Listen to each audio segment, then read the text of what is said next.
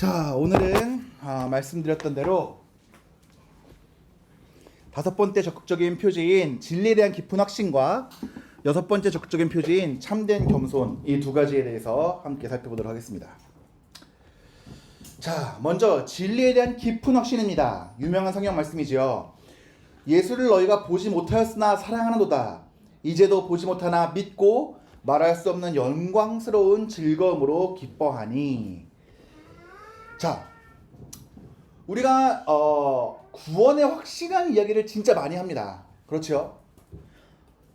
근데 이제 저희 부친이신 이제 김남준 목사님께서 해외에 한번 집회를 나가신 적이 있어요.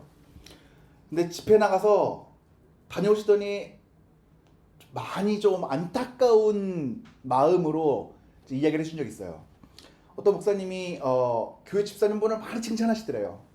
자, 이분은 아주 신앙이 좋으시고 교회 열심이시고 교회를 사랑하고 쭉 하시는 거예요. 같이 이제 식사 교제를 하고 개인적인 시간이 있어서 그 집사님이 질문을 하시는데, 목사님, 만약에 진짜 예수님이 있지 않다면, 만약에 천국이 없다면 우리는 어떻게 되는 겁니까? 라는 질문을 했다고 합니다. 그때 이제 김남준 목사님께서는 뭐라고 대답하셨냐면, 진짜 그리스도인은 그런 생각을 하지 않습니다 라고 대답을 하셨다고 합니다. 그럴 수 있죠. 가끔 진짜 우리가 천국이 없으면 어떡하나, 우리가 믿는 신앙이 가짜라면 어떻게 할까 라는 질문이 들 수가 있습니다. 그런데 에드워즈 목사님은 이렇게 얘기했습니다. 우리의 거룩한 신앙 감정은 확신이 있는 영혼으로부터 우러나온다고 말합니다. 그래서 참으로 하나님의 은혜를 입은 모든 사람들은 복음에 있는 위대한 진리를 견고하고 온전하고 철저하고 효과적으로 확신한다라고 했습니다. 그럼 도대체 무엇이 확신이고 무엇을 믿는 것을 우리가 이러한 확신이라고 할까요? 자, 우리가 믿음을 갖고 믿는다고 이야기를 합니다. 그렇죠? 근데 그 믿음이란 것이, 죄송합니다.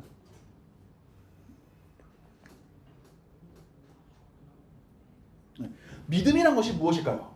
자, 믿음이란 무엇일까요? 우리가 많은 경우에 믿는다고 하죠. 자, 비행기 못 타시는 분들도 있습니다. 고소공포증이라든지 아니면은 폐쇄공포증 같은 것들 때문에. 근데 대부분의 많은 사람들은 비행기를 타죠. 근데 비행기를 탈 때 가장 많이 얘기하는 게 무엇입니까? 자동차보다 비행기가 사고가 적다. 물론 사고가 나면 다 죽지만 그래도 확률적으로 사고가 적다. 비행기 탈 때 그래서 믿음이 있어야지 비행기를 타고 날아가지 않습니까? 그리고 또한 친구와 깊은 교제를 했을 때 저 친구는 나를 배신하지 않을 거라는 믿음이 있습니다. 이런 게 있으니까 자꾸 보증서 주다가 집안이 망하고 그러는 거 아닙니까? 뭔가 믿음이 있죠. 그리고 우리는 지금 물론 소수의 사람들은 지구가 평평하다고 생각하는 사람도 있지만 대다수의 사람들은 지구가 둥글고 자전과 공전을 한다는 믿음을 가지고 있습니다. 우리가 이러한 믿음과 복음을 향한 믿음, 예수 그리스도를 믿는다고 하는 게 믿음이 무슨 차이가 있을까요? 첫 번째는 확률에 의한 믿음입니다. 어제도 비행기가 안 떨어졌고 그제도 비행기가 안 떨어졌고 1년 전에도 비행기가 안 떨어졌고, 우리가 가끔 떨어지긴 하지만 대부분의 수천 번이 넘는 경우 동안 비행기가 떨어지지 않았어요. 그러니까 믿음을 갖고 탈 때 이것은 여태까지 그래왔으니까 앞으로도 그러지 않을 것이라는 확률에 의한 믿음입니다. 또한 친구가 나를 배신하지 않을 것이라는 것은 이 사람과의 관계를 맺고 오랜 시간 동안 경험을 통해 쌓은 믿음입니다. 지구가 둥글고 우리가 우주에 나가서 직접 보지 않는 이상 지금 지구가 도는 것을 믿는 것은 직접적인 관측, 우리가 망원경을 통해서 봤다든지 아니면 우세한 이론에 관한 믿음, 대부분의 사람들이 그렇다고 믿으니까 우리도 믿는 믿음입니다. 근데 이것은 우리가 참으로 예수 그리스도를 믿는다 할 때의 믿음과는 다른 믿음입니다. 우리가 그리스도를 믿는다, 우리가 믿음을 갖는다라고 할 때는 단순한 동의나 아니면 확률에 의한 믿음이 아니라 복음이 정말 그러하다는 사실을 알고 보는 믿음입니다. 그러니까 이 신자에게 있는 복음에 대한 믿음의 확신의 효력은 그 사람의 마음에 영향을 주고 감정을 지배하며 삶을 변화시킵니다. 그렇기 때문에 우리가 자꾸 믿음으로 말미암아 구원을 받지만 너의 행실로 말미암아 그 믿음을 증거하라 라고 하는 이유가 뭐냐면요, 그래서 바울서신과 야고보서가 자꾸 균형을 이룬다고 하는 게 뭐냐 하면, 진짜 참된 믿음이 있는 사람은 도덕적인 행동에 변화가 생깁니다. 왜냐하면 이 믿음은 그냥 아는 믿음도 아니고 내가 경험한 믿음도 아니라 나의 전 존재가 그 대상을 향하여 바라보는 믿음이에요. 우리가 비행기가 떨어지지 않을 거라는 믿음을 가지고 도덕적인 행위와 삶의 변화를 드러내지 않지 않습니까? 지구가 둥글다는 것과 평평하다는 것이 나의 영혼과 나의 삶의 변화를 주지 않지 않습니까? 그런데 그리스도를 믿는다고 하는 믿음이 우리의 삶을 변화시키는 이유는, 그 믿음은 그 복음이라고 하는 그것이 정말 그러하다는 것이 나의 전 존재를 비추고 나의 전 존재가 함께 하나가 되어서 그 믿음에 응답하는 것이 복음을 향한 믿음이기 때문입니다. 그렇기에 성도가 경험하는 이 신앙 감정들, 우리가 복음을 듣고 복음 때문에 경험하는 이런 신앙 감정들이 진짜로 내가 기독교의 진리, 성경에 게시된 말씀을 확신하고 믿기 때문에 생긴 신앙 감정이라면 두 가지 조건을 갖춰야 된다고 에드워즈 목사님은 이야기합니다. 하나는 이성적인 확신에 근거해야 합니다. 그러니까 다른 사람들이 야 이래서 그렇다 하더라, 그래서 그렇다 하더라, 그래서 그러한 의견이나 가르침에 근거한 것도 아니고, 어떠한 이성적인 동의가 되지 않는데 뭔가 신비한 현상들 같은 거에 맞닥뜨려서 내가 그 이성적인 추론 없이 감정적으로 믿고 싶어, 저것을 향해서 나아가고 싶어, 그런 마음으로 움직이는 것이 아니라 이것은 확신할 수밖에 없는 분명한 근거에 기초한 확신이어야 된다는 거예요.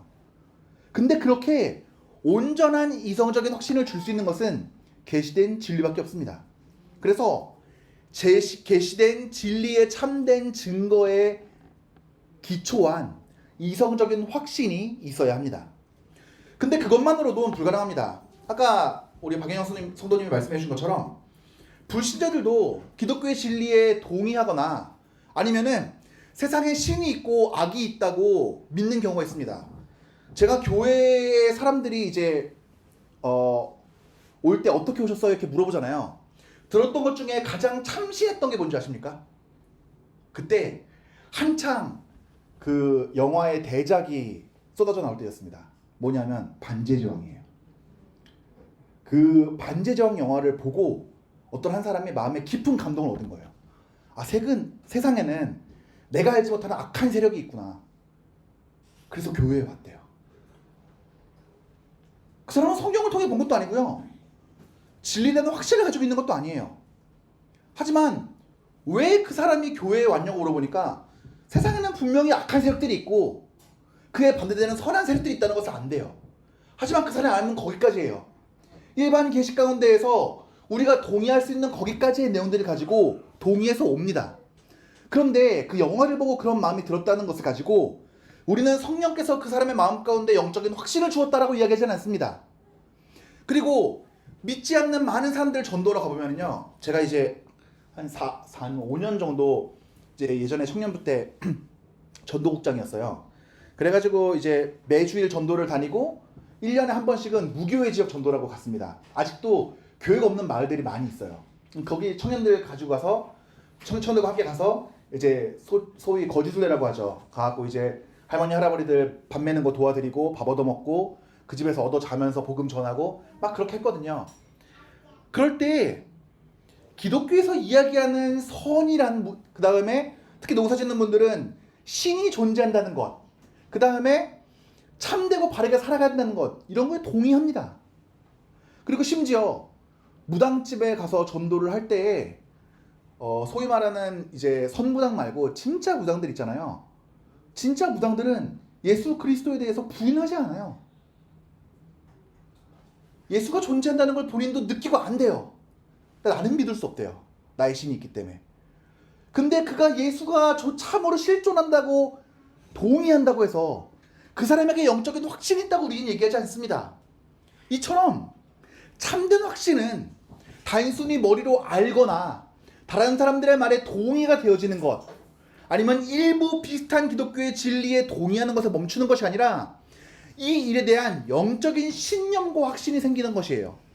그리고 그것은 중생자들 속에 생명의 원리로 내주하시는 성령을 가진 사람들에게만 주어지는 고유한 확신입니다.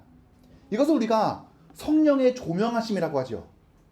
우리는 죄로 말미암아 눈이 어두워져서 참으로 올바른 것이 무엇인지 바라볼 수가 없는데 성령께서 무엇이 참이고 무엇이 진리인지를 그분의 조명하심으로 우리의 마음에 비추어 주시고 우리 마음 가운데 이것이 참으로 진리라는 사실을 믿는 믿음이 생겨나는 것입니다. 그래서 참된 믿음은 하나님의 영광과 복음에 나타난 것들의 지극히 아름다움을 본 사람들이 갖는 확신이라고 에드워즈 목사님은 얘기합니다. 왜냐하면 하나님의 영광과 그 하나님의 일들의 아름다움이 하나님의 신성의 실질적인 증거이며 가장 직접적이고 강력한 증거이기 때문이다 라고 말합니다. 자, 말이 조금 어려우면 우리가 배웠던 것을 가지고 말을 좀 쉽게 바꿔볼까요? 하나님의 아름다움은 또 하나님의 무엇이라고 했죠? 맞아요. 거룩하심, 또 하나님의 영광, 하나님의 탁월하심. 그러니까 참된 믿음은 복음에 나타난 하나님의 영광, 복음에 나타난 하나님의 거룩하심, 복음에 나타난 하나님의 탁월하심, 복음에 나타난 하나님의 선하심, 복음에 나타난 하나님의 자비로우심, 이런 것들을 보고 그러한 것들이 하나님의 살아계심의 분명한 증거가 되고 우리 마음에 확신을 주는 증거가 되기 때문에 성령의 조명하심과 계시된 말씀 속에 나타난 그 하나님의 놀라우신 아름다움을 보면서 우리는 마음에 영적인 확신을 갖는 것입니다. 그래서 계시된 말씀의 이성적인 동의가 되어지는 확신과 영적인 확신, 이 두 가지의 확신을 가질 때에 확신으로부터 생겨나는 신앙 감정들이 올바른 신앙 감정이다 라고 에드워즈 목사님은 이야기하고 있는 것입니다. 자, 이렇게 복음에 드러난 하나님의 영광과 하나님의 아름다움들, 이런 것들을 확신하게 될 때에는 두 가지 방법을 통해서 확신할 수 있다고 합니다. 첫 번째는 직접적인 방법입니다. 처음으로는 하나님의 영광을 바라보게 될 때 복음에 있는 내용이 거룩하다는 확신이 마음에 생깁니다. 하나님의 영광은 그 자체로 복음의 거룩함을 직접적이고 확실하게 증거합니다. 그래서 고린도후서 4장 6절을 보면 어두운 데에 빛이라고 말씀하셨던 그 하나님께서 예수 그리스도의 얼굴에 있는 하나님의 영광을 아는 빛을 우리 마음에 비추어 주셨느니라 라고 합니다. 우리가 한번 불신자였던 때를 생각해 보십시오. 그때는 하나님의 영광과 우리는 아무런 상관이 없었습니다. 우리가 신자가 된 다음에는 항상 무엇을 위해 살아간다고 이야기를 합니까? 오직 하나님의 영광을 위해 살아간다고 이야기를 합니다. 원래 정확히 얘기하면 우리는 하나님의 영광을 위해 살아갈 수가 없습니다. 불가능해요. 왜냐하면 이미 하나님은 완전하게 영광스러운 분이세요. 근데 왜 그분은 우리에게 하나님의 영광을 누리고 하나님의 영광을 소망하며 하나님을 영화롭게 하라고 하셨을까요? 그래서 우리에게 주신 게 있어요. 그게 뭐냐면 하나님의 이름이에요. 하나님 자체는 우리가 영광을 돌린다고, 우리가 하나님을 비난한다고, 신자가 올바로 살다고 살지 못한다고 그분의 영광이 조금도 소멸되거나 조금도 감소되거나 하지 않습니다.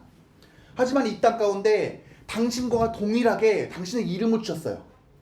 그분의 이름은 우리가 그분께 영광을 돌림으로써 영광을 받으시고, 우리가 하나님의 자녀인데 올바로 살지 못할 때에는 그 이름이 더럽혀지시고, 우리가 우리의 삶과 우리의 하나님을 향한 사랑의 마음과 그분의 영광을 향한 우리의 소망이 그분의 이름과 이어지게 하셨어요. 그래서 하나님의 영광을 바라보고 감격한 사람들은 하나님의 이름의 영광을 위하여 살아갑니다. 그분의 이름이 더 높여지기 위해 살아가고 그분의 이름이 이 세상 가운데 밝게 빛날 때 나의 기쁨을 여기만 살아가게 됩니다.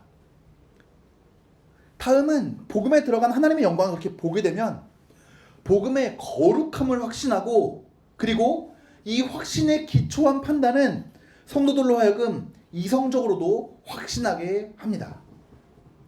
그래서 복음에는 하나님의 영광과 아름다움은 복음이 거룩하다는 강력한 증거가 됩니다.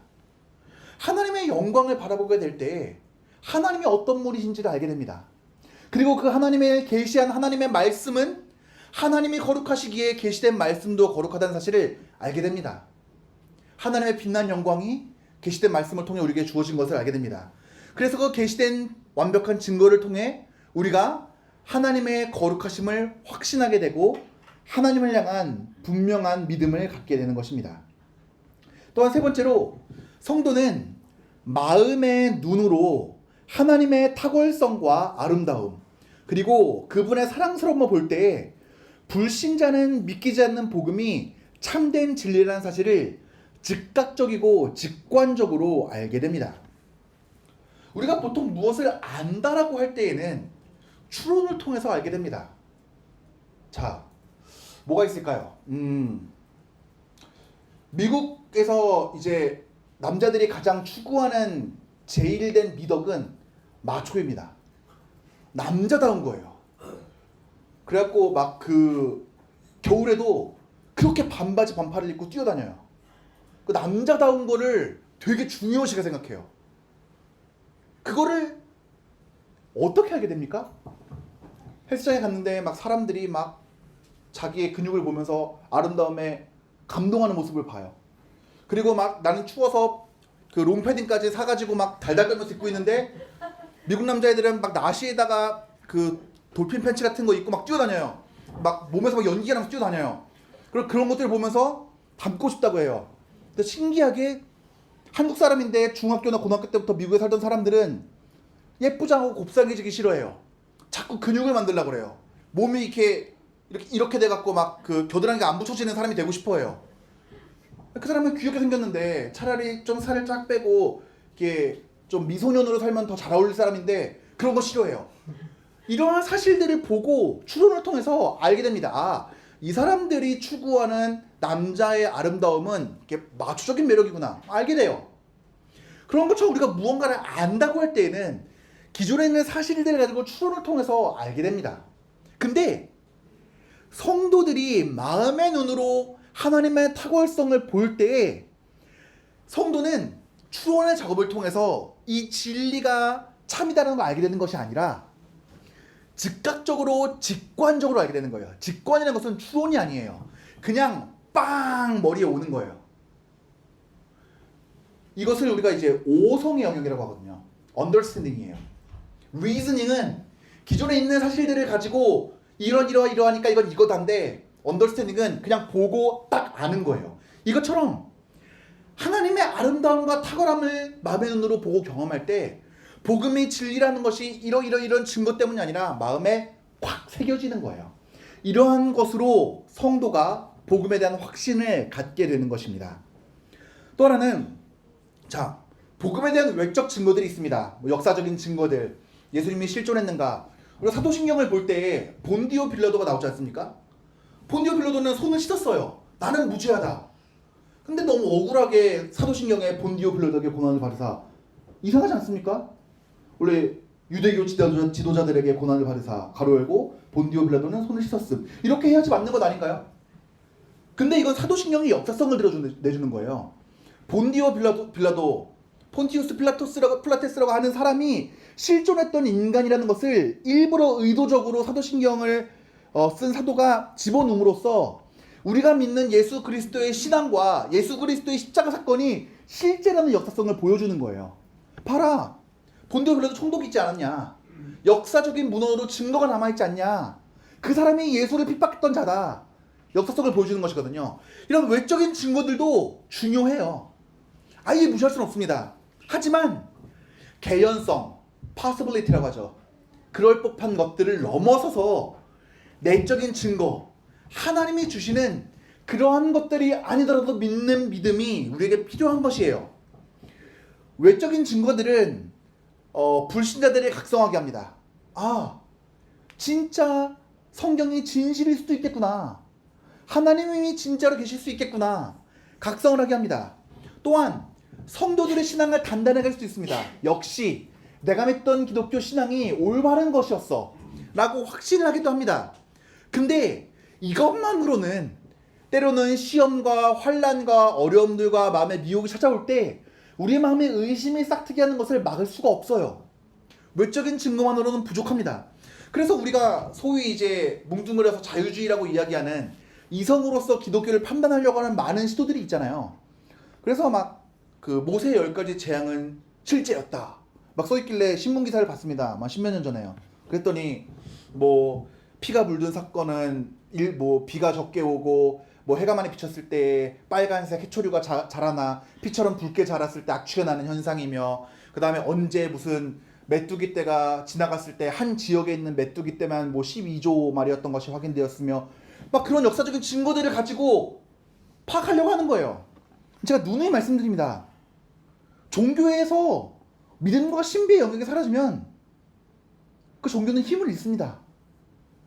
머리로 다 이해되는데 거기에 무슨 힘이 있습니까? 그렇기 때문에 이렇게 우리가 그럴 법한 것들을 외적인 증거로 받아들이는 것이 도움이 되기는 하지만 그것만으로 지키기에는 우리의 신앙이 너무 쉽게 흔들리고 의심됩니다. 하지만 외적인 증거가 얻는 유익들도 있습니다. 외적인 증거를 통해서 내적인 증거로 나아가는 증검다리가 되기도 하고, 때로는 내적인 증거로 나아가도록 자극을 주기도 합니다. 하지만 결론은 분명한 내적인 증거, 하나님의 우리 마음에 인치심이 있어야지만 이 복음에 드러나는 하나님의 영광을 확신할 수 있게 됩니다. 그리고 계시된 복음 그 자체로 가장 탁월하고 적합한 증거가 있습니다. 이것이 직접적인 방법, 에드워즈 목사님이 말하는 직접적인 방법입니다. 그 다음에 또 다른 방법은 이제 복음에 드러난 하나님의 아름다움과 영광과 거룩함을 확신하게 되는 두 번째 방법은 간접적인 방법입니다. 첫 번째로는 하나님의 영광에 대한 시각은 복음이 진리라는 사실에 대해 어그러진 마음의 편견을 제거함으로써 인간 지성이 증거되는 말씀에 설득되어 선입견을 제거하고 해방된 열린 이성이 되게 합니다. 말 좀 어렵죠. 이게 뭐냐면 하나님의 영광을 바라보게 되면은 그 전에 선입견이 있었어요. 그래서 여기서 이제 쉽게 좀 예를 들면 똑같이 예수님의 기적을 보았어요. 근데 서기관들과 바리새인들은 편견에 사로잡혀 있었어요. 그렇기 때문에 이성적으로 그것을 믿고 용납하고 받아들일 수가 없었어요. 근데 제자들은 하나님의 영광을 바라보고 그리스도의 영광을 바라보면서 이 선입견이 제거되었어요. 그러니까 그 전에는 선입견 때문에 올바로 받아들일 수 없던 그리스도의 기적과 말씀들을 온전히 받아들이고 이해하고 이성과 충돌이 되지 않는 거예요. 사도 바울을 보면은 제가 지난번에도 말씀드렸지만 이전에는 충돌이 있었습니다. 예수 그리스도는 십자가 못 박혀 죽었고 나무에 매달려 죽은 자는 하나님의 저주를 받는다는 확실한 선입견이 있었어요. 그러니까 예수는 하나님께 저주를 받은 자가 확실해요. 이 선입견이 있으니까 예수의 기적들, 제자들의 복음의 전도, 그 다음에 제자들의 기적과 이적들을 보아도 이 사도 바울, 그러니까 사울은 마음에 동의가 되어지지 않았어요. 이성적인 납득도 되어지지 않았어요. 근데 다메섹 도상에서 예수 그리스도를 만납니다. 그분의 영광을 직접적으로 경험을 합니다. 그래서 두 가지 사실이 하나가 됩니다. 아, 예수가 십자가에 못 박혀 죽은 것은 하나님의 저주가 확실하지만 그가 부활한 것도 사실이고 부활은 온전히 하나님의 은혜로만 가는 것도 사실이니 그의 죽음은 그의 죄 때문이 아니구나 라는 사실이 이해가 되면서 선입견과 편견이 제거되니까 이성이 열리게 되고 그 이후로는 하나님의 아름다움과 하나님의 탁월하심이 예수 그리스도의 말씀과 사역에서 발견되어지는 겁니다.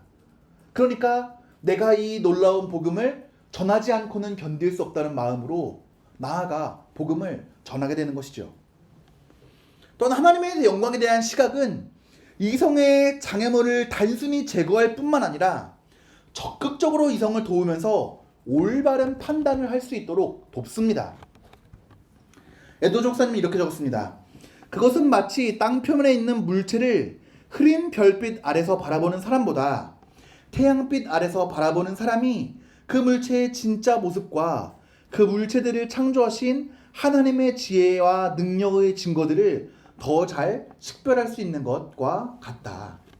그래서 이전에 그냥 단순히 선입견을 가지고 예수님의 놀라운 말씀들을 이해하지 못하게끔 막는 것을 없애줄 뿐만 아니라 더 잘 이해하고 알고 믿을 수 있도록 돕는다는 것이죠. 그런데 어떠한 경우에는 그것이 구원에 이르게 하는 믿음이 아닌데 또한 착각하는 경우들도 있습니다. 첫 번째는 성령의 일반적인 조명 아래에서도 기독교의 위대한 일들이 진리임을 어느 정도는 확신할 수도 있습니다. 거듭나지 않은 자연인들도 일반적인 깨달음과 깨우침 속에서 신앙에 속한 일들의 본질을 더 생생하고 감각적으로 이해할 수도 있습니다. 그래서 제가 이전에 한번 말씀드렸었죠. 이 플라톤의 그 철학적 사상들이 너무 기독교 복음의 진리와 일치하는 점들이 많아서 중세의 일부 수도사들은 혹시라도 하나님께서 이 플라톤의 일반적인 은총 가운데 그를 구원하시지도 않았을까? 라는 추측이 있을 만큼 그가 가졌던 그 일반 진리에 대한, 일반 은총에 대한 지혜가 복음과 유사하였다고요. 근데 그렇다고 해서 그가 참으로 그 일반 은총 가운데서 구원받고 천국 갔다고 우리는 얘기할 수 없습니다. 그들은 하나님의 광대하심, 능력, 위엄과 같은 하나님의 본성적인 완전성을 볼 수 있어 그러한 하나님을 거스르고 범죄한 것이 얼마나 큰 죄인이며 그러한 죄에 대한 하나님의 진노가 얼마나 큰 것인지 깨달을 수 있습니다. 없다는 게 아니에요. 예수님 믿지 않고 복음의 빛을 비치지 않은 사람도 자신이 얼마나 죄인이며 자신이 얼마나 무가치한 자인지를 깨달을 수가 있습니다. 그러나 거듭나지 않은 사람들은 신앙적인 일들에 속한 도덕적이고 거룩하고 탁월한 아름다움과 사랑스러움을 알지 못하기에 신앙에 속한 일들이 진리라는 것을 영적으로 확신할 수는 없습니다. 환상을 보거나 음성을 듣는 것 같은 신비한 체험을 통해 받은 강한 이상을 통해 진리를 확신하는 경우도 있다. 이거는 제가 여러 번 말씀드렸죠. 제 예전에 친구였던 사람의 이제 예까지 말씀드리면서 예전에 방언도 통역하고 귀신도 보고 귀신 쫓는 일들도 보고 그랬지만 지금 신천지가 있다고요. 근데 그처럼 환상을 보거나 음성을 듣는 이런 것들이 강한 인상을 통해서 진리를 확신하는 경우도 있지만 결국 이런 체험만 가지고 의지하며 나아갈 때 그 결국은 하나님 말씀 자체를 의지하지 않게 해요. 왜냐하면 그 사람의 가치관 속에는 이러한 놀라운 일들이 누구에게나 주어진 이러한 단순한 말씀보다 훨씬 위에 속해 있어요. 더 권위가 있어요. 내가 경험한 놀라운 이적과 내가 경험한 신비한 체험이 이런 평범한 종이 쪼가리에 써있는 성경책보다 훨씬 우월하다고 믿는 거예요. 그러니까 결국에는 그 우월성 때문에 진리를 의존하는 것이 아니라 광신주의로 빠지게 되는 것입니다. 세 번째, 성령의 일반적인 조명 아래에서 사람들은 흔히 종교로부터 얻게 되는 여러 자연적 이익의 매력을 느끼고 기독교를 믿게 될 수도 있습니다. 이제 소위 말하는 이제 기독교를 기복신앙적으로 믿는 거죠. 제가 이제 시골에 갔을 때 이제 무교전도뿐만 아니라 아울리치도 많이 갔었는데요. 시골 교회 가서 믿다 보면은 기복신앙적인 기독교를 가지고 계신 분들 많아요. 그래서 교회 잘 다니면 팥값도 잘 받고 묵값도 잘 받고 배추값도 잘 받는다. 교회 안 다니는 옆집 아줌마는 팥값도 못 받았는데 나는 목사님이 안수해줘서 팥값도 잘 받았다. 그걸 듣고 목사님 너무 불쌍한 거예요. 그러면은 내년에 팥값 못 받으면 다 목사님 책임인데 어떻게 하나. 여러 가지 자연적인 이익들의 매력을 느끼고 교회에 와서 믿을 수도 있죠. 그리고 문화 상대주의적인 것도 있지 않습니까? 일본이 한때 기독교가 엄청 부흥했어요. 근데 지금은 2% 위안으로 떨어졌습니다. 아주 난해하죠. 일본 학생들이 많이 있었거든요. 그 박사 학생들이, 목사님도 계시고 많이 이야기를 나눴어요. 왜 그랬냐? 그랬더니 난처해 하면서도 많이 얘기한 게, 이제 메이지 유신 때 문호를 개방하면서 기독교를 하나의 우월적인 문화로 많이 받아들인 거예요. 그러면서 이제 문화 상대주의적으로 기독교를 막 받아들여서 흥하다가 결국에는 그 한계를 느끼고 맞이할 때 기독교의 참된 힘을 잃어버리고 기독교가 쇠퇴하였다는 거죠. 그와 마찬가지로 뭔가 우월한 문화를 가지고 있는 사람들이 전파해주는 종교라는 사실 때문에 많은 나라에서 기독교를 믿습니다. 하지만 그 가운데에는 정말 이 하나님 말씀 가운데 있는 탁월함과 거룩함과 아름다움과 영광과 말씀의 사랑스러움, 이러한 감각이 없으면 진리에 대한 영적인 확신을 얻을 수가 없습니다. 그렇기 때문에 이러한 믿음은 구원을 얻게 하는 확신이 될 수가 없다는 것이죠. 자, 그래서 5번째의 적극적인 표지의 결론은, 신자에게 있는 복음에 대한 믿음과 확신의 효력은 그들 마음에 영향을 주고 감정을 지배하며 삶을 변화시킵니다. 성도가 경험하는 신앙 감정이 참된 진리를 확신하기 때문에 생긴 것이라면, 이 확신은 참된 증거에 기초한 이성적인 확신에 근거할 뿐만 아니라 성령의 조명에 근거한 영적인 확신을 가지고 있어야 된다라는 것입니다. 자, 2번째는 참된 겸손입니다. 여호와는 마음이 상한 자에게 가까이 하시고 중심에 통회하는 자를 구원하시는도다 라고 하고 있죠. 자, 에드워즈 목사님은 겸손을 2가지로 나누어서 분류합니다. 하나는 율법적인 겸손이며 하나는 복음적인 겸손입니다. 자, 율법적인 겸손은 인간이 자연 상태에서 아직 은혜로운 정서가 없을 때에 갖는 겸손입니다. 반면에 복음적인 겸손은 오직 성도에게만 있는 고유한 겸손입니다. 율법적인 겸손은 자연 양심을 돕는 성령의 일반적인 영향에서 비롯되지만, 복음적인 겸손은 초자연적이고 신적인 원리들을 심고 적용하시는 성령의 특별한 영향으로 비롯됩니다. 율법적인 겸손은 이를 통해서 인간은 하나님의 위대하심과 위엄을 알게 되며 자신의 존재적인 미미함을 인식하는 데까지는 갈 수가 있습니다. 하지만 복음적인 겸손은 하나님의 일들에 대한 초월적인 아름다움의 감각을 통해서만 비롯됩니다. 율법적인 겸손은 자신들이 스스로를 도울 수 없는 존재임을 인식하지만 나를 낮추고 하나님만을 높이는 성향은 갖지 못합니다. 하지만 복음적인 겸손은 자신 안에 있는 가증스러움을 보게 합니다. 율법적인 겸손은 사람이 율법으로 낮아져 있으면서도 겸손하지 않을 수 있다는 것을 보여주며, 복음적인 겸손은 하나님의 도덕적인 완전하심과 아름다움과 거룩함을 바라보고 이를 통해서 나를 낮추고 하나님만을 높이게 됩니다. 율법적인 겸손은 복음적 겸손으로 나아가기 위한 수단이 될 수가 있습니다. 자, 그러니까 복음적 겸손을 한마디로 딱 보자면 결국에는 내가 죄인이라는 것을 인정하는 것부터 시작해요. 우리가 구원을 받을 때 주어지는 것이 복음적 겸손이라고 생각하면 딱 맞습니다. 내가 죄로 가득한 존재라는 사실을 인정해야 은혜의 경험 아래 있는 것이 은혜라는 사실을 알 수가 있습니다. 내가 물에 빠져서 허우적거리는 것을 인지를 해야 물에서 건져줄 때 참으로 구원을 받았다는 사실을 알지 않겠습니까? 이처럼 내가 죄인이기 때문에 나에겐 아무런 소망이 없고 그렇기 때문에 온전히 은혜로 말미암아 살았다는 것을 아는 사람은 자신을 전적으로 부인합니다. 나에게 선한 것이 없다는 것을 인정합니다. 그리고 자신을 낮춥니다. 그리고 내 스스로가 영광받는 것을 본성적으로 힘겨워합니다. 자발적으로 부인합니다. 그리고 복음적 겸손은 그렇기 때문에 참된 믿음에 있는 가장 본질적인 것입니다.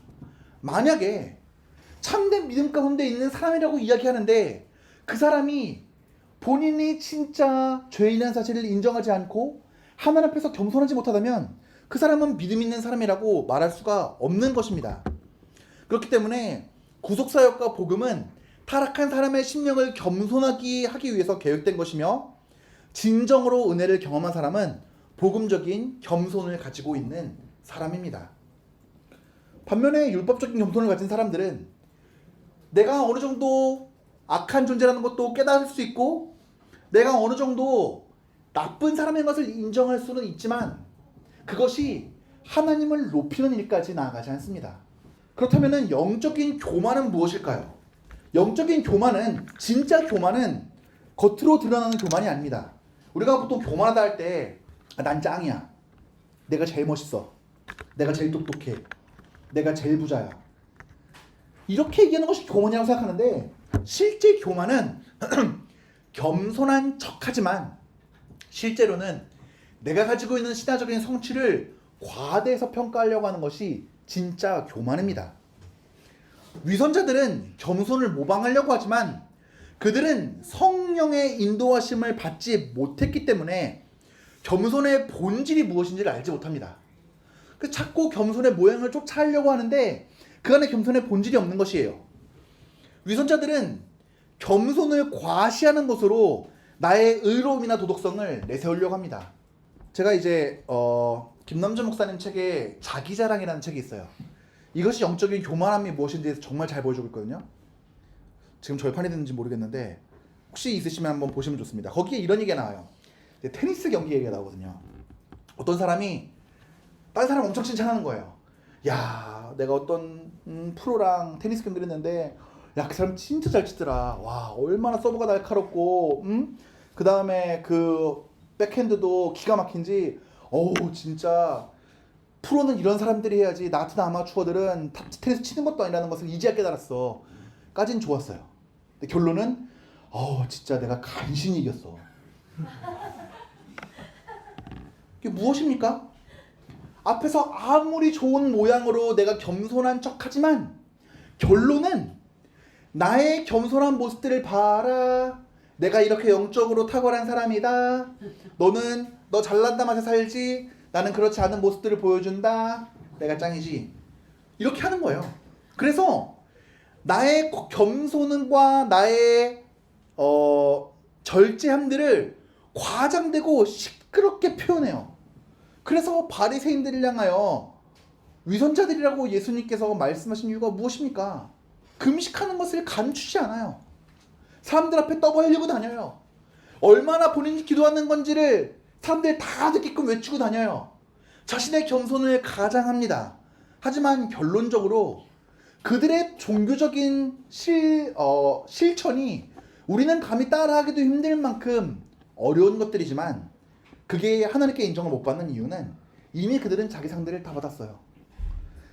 더 높은 평가와 존경을 받기를 기대했고 정말 그렇게 되었습니다. 우리 신앙에서도 마찬가지예요. 우리가 아무리 신앙적으로 좋은 모습들을 보이고 아무리 신앙적으로 올바른 모습들을 추구하며 살아간다고 하더라도 그것을 통해서 사람들에게 영향을 받으면 그 사람의 상급은 거기에서 끝이에요. 그렇기 때문에 영적인 교만의 원천은 자기 자신의 죄입니다. 죄가 무엇입니까? 하나님 없이 나의 중심대로 살려고 하는 마음입니다.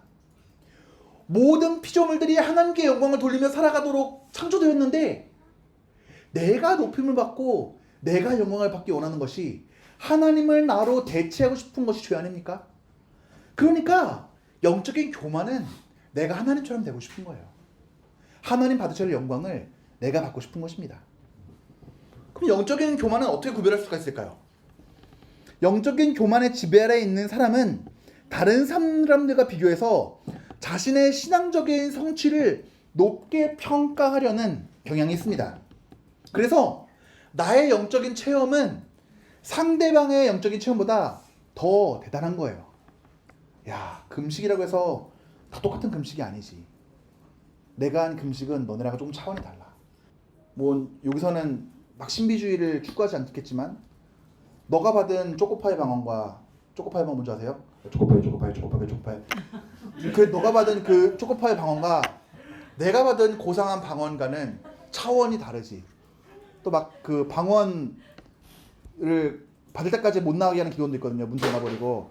그러면 사람들이 이제 방언을 스스로 만들어냅니다. 제일 많이 만드는 게 초코파이하고 랄라 방언이거든요. 랄라랄라랄랄라 하는 거랑 초코파이 하는 건데, 그런 거랑 다르다. 나는 내가 받은 거는 훨씬 더 높은 것이다. 비상한 것이다. 하나님께 위로를 받았어요. 너는 하나님께 어깨를 토닥거리 받았다면 나는 하나님께서 끌어안아 주시고 서울 구경시켜 주셨다. 그렇게 할 정도로 내가 경험한 것을 더 비상한 것을 여기는 거예요. 그래서 잘 들어보면 하나님께 영광을 돌리는 것 같지만 그 중심을 보면 내가 얼마나 대단한 성도인지를 보여주고 싶은 거예요. 오직 하나님께 영광을 돌립니다라고 말은 하는데 모든 영광은 나에게를 이야기하고 있는 것입니다. 그래서 앞에 얘기한 것처럼 바리새인들과 서기관들을 예수님께서 욕하시는 것이 그들이 랍비라 칭함을 받는 것을 좋아하고 시장에서 문안받는 것을 좋아하기 때문에 그들을 모세의 자리에 앉았다라고 비난하시는 거 아닙니까? 또 하나는 자기 겸손에 대해서 스스로를 과대평가하는 경향이 있어요. 그래서 스스로를 아주 존엄한 사람이라고 여기기 때문에 나는 아주 존엄하고 위대한 사람이기 때문에 조금만 낮아져도 내가 엄청난 겸손을 한 것처럼 스스로 생각을 해요. 그렇잖아요. 원래 땅에 떨어진 거 주워 먹는 거 별로 개의치 않는 사람들은 땅에 떨어진 거 주워 먹는 것이 큰 어려움이 아니에요. 근데 맨날 제가 유튜브 얼마 전에 보고 깜짝 놀랐는데 롯데 시그니엘에서는 뭐 해장국 하나를 시키면 13만 원인가 그러더라고요. 그러면은 해장국을 배달해서 주더라고요. 근데 그런 거 먹고 막 사는 사람이 그 땅에 떨어진 걸 하나를 이렇게 이 사람들과 함께 교제하기 위해서 더러운 음식을 먹었다 했을 때 그 얼마나 본인이 낮아진 겁니까? 그렇잖아요. 그러니까 스스로를 존귀하다고 여길수록 내가 조금만 낮아져도 나는 엄청나게 겸손을 행한 거예요. 근데 본질적으로 나는 무가치합니다. 주님, 나는 죄인입니다. 나에게는 아무런 소망이 없는 사람입니다.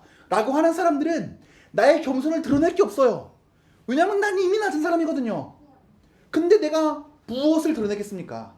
그러니까 스스로의 겸손을 높이 평가하는 사람들은 이미 그 사람 마음 가운데 내가 아주 존귀한 사람인 거예요.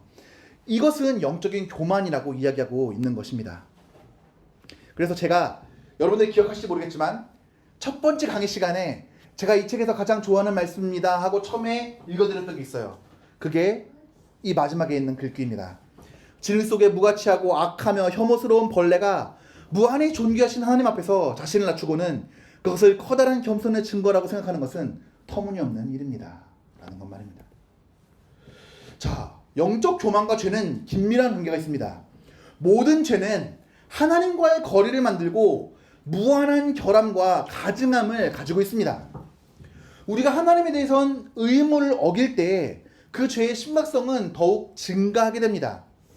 하나님이 어떤 분이십니까? 하나님은 무한하게 아름다운 분이시고 무한하게 사랑스러운 분이십니다. 그렇기 때문에 우리에게는 의무가 있는데 그 무한하신 하나님을 무한히 사랑해야 될 의무가 있습니다. 그래서 여러분 천국 가시는 거예요. 천국 가서 우리가 하는 것이 무엇입니까? 항상 하나님을 찬양하고 그분께 영광을 돌리고 그분을 예배하는 것입니다. 근데 하나님은 무한하시기 때문에 영원한 시간 동안 질리지 않고 날마다 새로운 하나님을 경험하면서 그분을 찬양하는 게 우리의 의무이자 권리예요. 그렇다면 반대로 하나님을 사랑하고 공경할 의무가 무한하기 때문에 이것에 반하는 행위는 무한한 불의함을 지니는 거예요. 이해되셨나요? 다시 말씀드릴게요.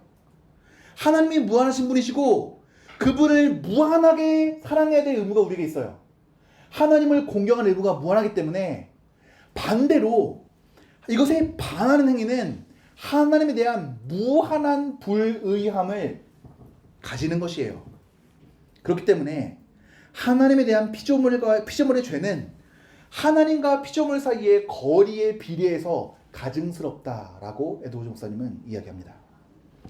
영적인 교만은 겸손을 가장하며 하나님이 아닌 내가 높아지려고 하는 것이고 하나님이 높아지고자 하는 마음이 줄어들수록 피조물의 열등함은 드러나게 됩니다. 그러면 진짜 겸손은 어떤 특징들을 가지고 있을까요? 진짜 겸손은 내 겸손을 당연한 것으로 여겨요. 나에게 남아있는 교만을 크고 혐오스럽게 여깁니다. 참된 겸손을 가진 사람들은 나를 낮은 자로 여기고 가르치고 지적하는 자가 되기보다는 듣고 배우는 자가 되고 싶어 합니다. 진정한 겸손은 하나님 앞에서 내가 누구인지를 올바로 보는 것에서 시작합니다. 진정한 겸손은 내가 누군지를 인식하고 하나님의 은혜에 의존하는 것입니다. 그래서 예레미야와 모세를 하나님이 부르셨을 때 둘 다 자기가 적임자가 아니라고 생각했습니다. 그럼에도 불구하고 하나님의 부르심에 순종하였습니다. 근데 어떻게 순종하였습니까? 자기가 가진 능력을 의지하는 것이 아니라 온전히 하나님의 영광과 그분의 능력을 의지하며 나아갔습니다. 그러다가 모세가 큰 벌을 받죠. 무엇입니까? 바위에 명하여 물을 내라고 했는데 바위에다가 지팡이를 내리치면서 물을 냅니다. 그리고 그 사소한 것 때문에 모세는 가나안 땅에 들어가지 못합니다. 너무하지 않습니까? 근데 그 이유가 무엇입니까? 모세가 하나님께 크게 쓰임받던 이유는 자신의 겸손하게 자신의 한계를 완전히 인식하고 하나님을 온전히 의존하는 것이었어요. 그것이 깨진 것을 하나님이 아주 악하게 보신 것이기 때문입니다. 그래서 에드워즈는 마스티르트의 표현을 따르면 겸손은 일종의 거룩한 무기력함이라고 합니다. 심령이 가난한 것이라고 합니다. 은혜로운 감정을 가진 사람은 하나님의 집의 문 앞에 여전히 가련한 거지로 계속 남아있기를 원하는 자, 주인의 밥상머리에서 떨어지는 부스러기를 먹기를 원하는 자라고 하는 것입니다. 그래서 진정으로 겸손한 사람은 다른 사람의 교만보다 나의 교만을 먼저 바라보는 사람입니다. 은혜가 깊을수록 죄를 더 깊이 깨달을 수 있기 때문입니다. 자, 그럼 우리는 왜 겸손해야 할까요? 인간이 겸손해야 될 이유는 앞에서 말했던 것처럼 창조주의 하나님과 피조물 인간 사이에 무한한 거리 때문입니다. 우리는 그 거리가 무한한 만큼 하나님 앞에서 우리는 무한히 겸손하게 행해야 됩니다. 또 하나는 우리의 은혜로운 감정은 우리의 부유하고 자신만만한 태도로부터 나오는 것이 아니라 상한 심령으로부터 흘러나옵니다. 에드워즈 목사님은 이것을 마리아의 향유 옥합에 비유하였습니다. 향유 옥합이 옥합에 들어있을 때에는 그 향기를 진동을 뿜지 못합니다. 근데 내가 소중히 여겼던 것을 주 옆에 내려와서 깨트리고 그 발에 부었을 때에 그 깨진 옥합으로부터 향기로운 향기와 아름다운 향내가 퍼지지 않았습니까? 이것이 은혜로운 감정이라는 것이에요.